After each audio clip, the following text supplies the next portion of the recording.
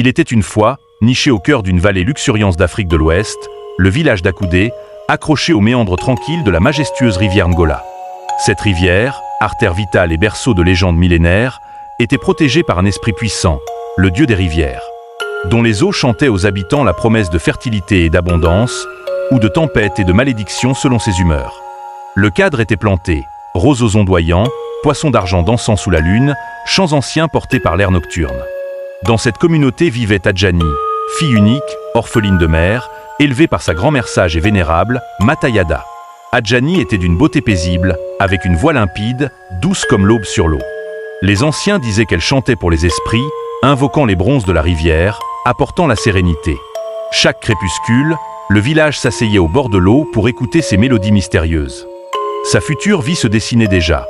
Apprentissage des plantes médicinales, naissance de mariages arrangés, et vie rangée entre les remèdes de la grand-mère et les responsabilités villageoises.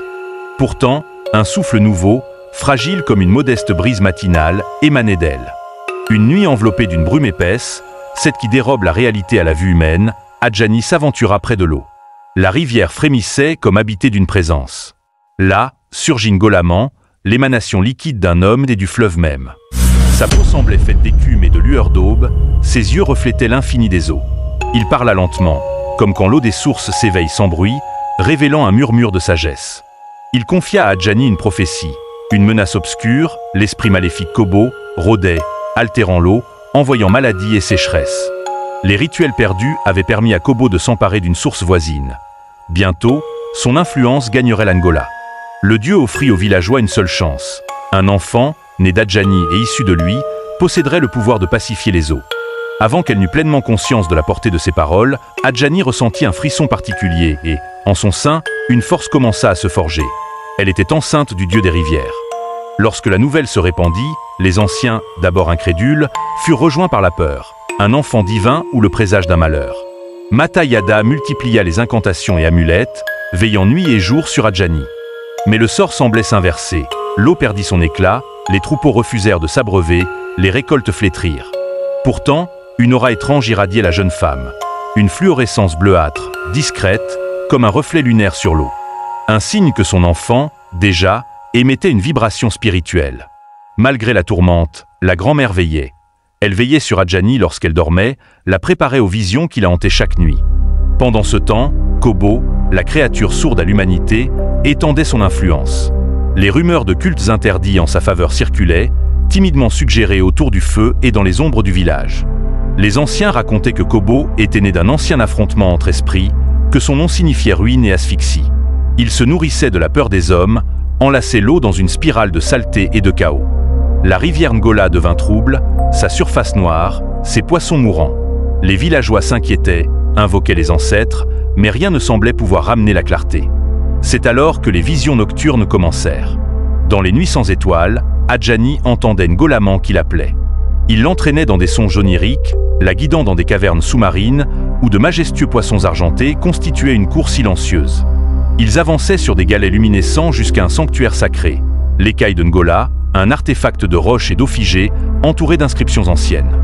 Là, Kobo apparaissait comme une ombre immense, un serpent d'ombre vorace qui corrompait l'eau. À chaque apparition, Adjani sentait son ventre vibrer, et le pouvoir grandissait en elle. Au réveil, pleine d'une détermination nouvelle, elle se confia à Matayada. Ensemble, elles décrétèrent un rituel. Sous la pleine lune, Matayada chercha l'alchimie des plantes pour concocter un breuvage de protection. Adjani, vêtue de blanc, se rendrait au puits sacré, au plus profond du sanctuaire ancestral. Là, elle verserait à la racine de l'eau le contenu d'une fiole d'eau vive, donnée par Ngolaman, et l'offrirait à l'enfant à naître, afin qu'il incarne lui-même la purification. Le soir choisi, la communauté se rassembla, silencieuse, sur la rive. Une brume bleutée s'éleva. Adjani, à pas mesurés, pénétra dans la pénombre du puits, grâce au cristal jadis offert par Ngolaman, noyau luminescent accroché à son cou. Lorsqu'elle immergea la fiole, un grondement sourd vibra sous la terre.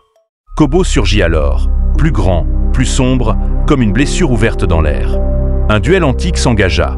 Adjani, à genoux, entonna l'ancienne mélopée de purification, chaque note tendue vers l'enfant divin.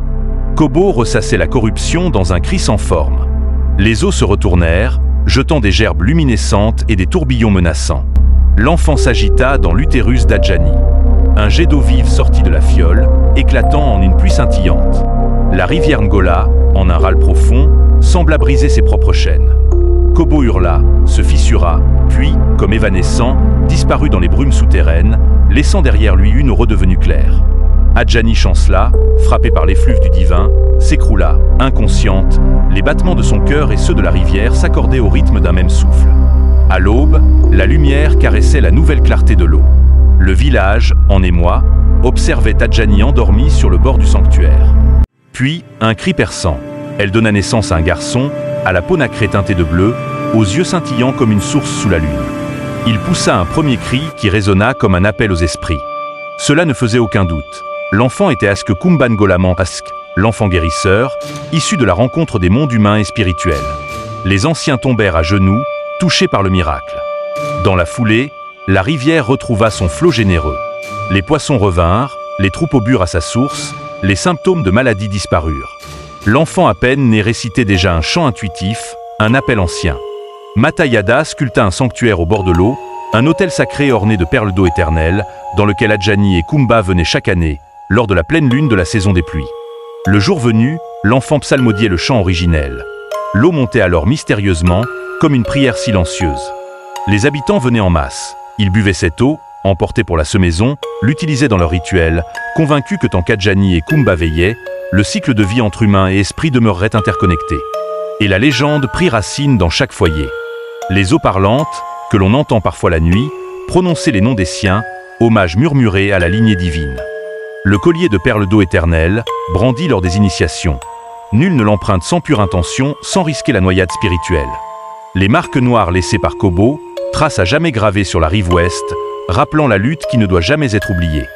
Les chants d'Adjani, transmis aux futurs guérisseurs, chaque note porte la mémoire de cette nuit cruciale. Ainsi se perpétue l'épopée d'Adjani et de son fils, Kumba Ngola. Une histoire d'eau, de courage, de mystère et de réconciliation entre deux mondes. Les descendants, aujourd'hui, chantent encore à la pleine lune. Et dans chaque goutte de Ngola coule le murmure d'un destin tissé à l'intersection de l'ombre et de la lumière, de l'humanité et du divin.